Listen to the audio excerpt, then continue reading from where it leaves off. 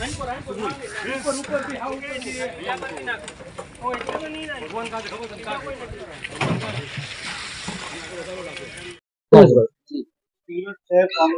રોજ સુરત શહેર જિલ્લા કોંગ્રેસ સમિતિ વતી તાપી માતાનો પ્રાગટ્ય દિવસ હોય આ નિમિત્તે અમે અશ્વિની કુમાર ખાતે જે ઓવારો આવેલો છે ત્યાં સફાઈ અભિયાનનો કાર્યક્રમ રાખેલો અને સાથે સાથે એક આરતીનો પણ કાર્યક્રમ રાખેલો, પૂજા પાઠનો કાર્યક્રમ રાખેલો.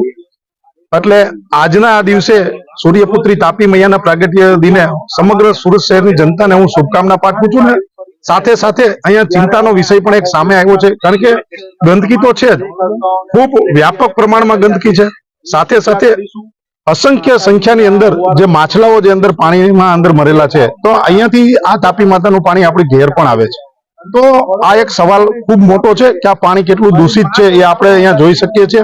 સુરત મહાનગરપાલિકાના જે શાસકો છે એમણે તો જાણે આંખે પાટા બાંધેલા હોય એ પ્રમાણે વર્તન છે. એટલે સુરત શહેરની જનતાને અને સુરત મહાનગરપાલિકાના તંત્રને પણ જગાડવા માંગીએ છીએ કે આપ શ્રી અહીંયા આવો, અહીંયા જોવો અને જે પરિસ્થિતિ છે એ તમે જોઈ અને એનું નિરાકરણ આવે એના માટેના પણ અમે એમને અપીલ કરીએ. સાથે સાથે સુરત શહેરની જનતાને પણ અપીલ કરીએ છીએ કે આપણી સૌનું આ સહિયારી જવાબદારી છે કે આ જે તાપી મૈયા છે એમને દૂષિત આપણે ન કરીએ, જેથી કરીને અહીંયા જે માછલીઓ અંદર મરેલી છે એ પણ ન મરે, બીજા પણ અસંખ્ય પાણીજન્ય જે જીવો હોય છે એ પણ ન મરે. અને સાથે સાથે આ જ પાણી આપણા ઘેર પણ પીવા, એટલે આ તાપી મૈયા આપણા માટે સુરતીઓ માટે લાઈફ લાઈન છે.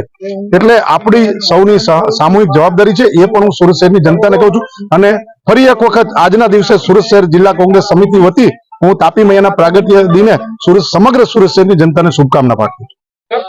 માનવ સુરેશભાઈ સુહાગિયા, પૂર્વ સભ્ય નગર પ્રાથમિક શિક્ષણ સમિતિ સુરત.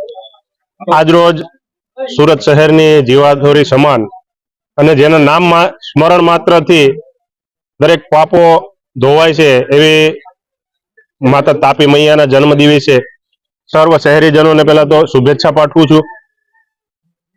સાથે સાથે આજે અમે જયારે રામનાથ ઓવારા પર આવ્યા ત્યારે જોયું કે કહેવાતી હિન્દુત્વવાદી ભારતીય જનતા પાર્ટીની જે સરકારનું શાસન છે સુરત મહાનગરપાલિકામાં, વારંવાર તાપી સફાઈ, તાપી શુદ્ધિકરણ અભિયાનની વાતો કરી અને કરોડો રૂપિયાના બજેટ ફાળવવામાં આવે છે. પરંતુ આજે સ્થળ ઉપર જે જોયું ગંદકી, તો એ બજેટ ક્યાં જાય છે એક તપાસનો વિષય થાય છે. કારણ કે ભારતીય જનતા પાર્ટીની અંદર અત્યારે બેફામ ભ્રષ્ટાચાર વ્યાપી ગયો છે.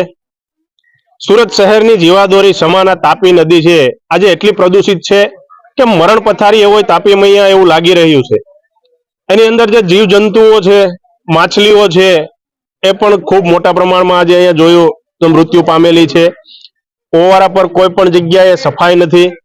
એટલે હું આપના માધ્યમથી આ ભારતીય જનતા પાર્ટીના એસીમાં બેઠેલા નફ્ફટ શાસકોને કહેવા માંગુ છું કે તમે જે ગાય માતા અને તાપી માતાના નામે વારંવાર મત માંગો છો, પણ આ તાપી માતાને માટે પણ તમે કંઈક કરો એવી આપ સૌને વિનંતી છે.